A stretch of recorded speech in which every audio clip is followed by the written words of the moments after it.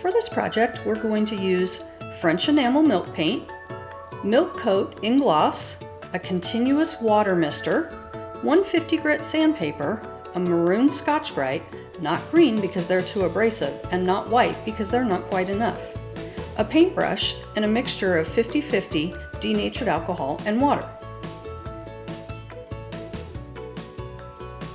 Prior to painting, we thoroughly cleaned with soap and water, and then we allowed it to dry fully.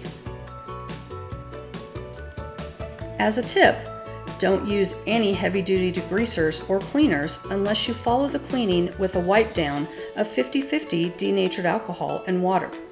You don't want any residue left behind that can be pushed into the original finish during the sanding process. Then you're going to follow it by sanding with 150 grit sandpaper to remove the top coat.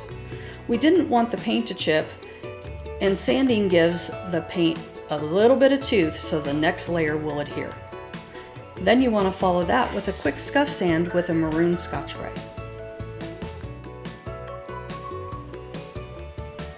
We painted 2 coats of French enamel.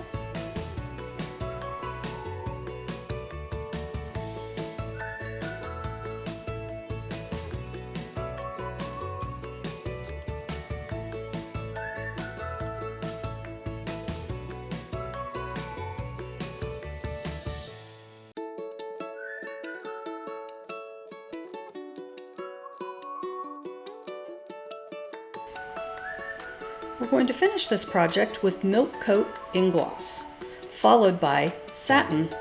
That way we get the durability but not a slick surface.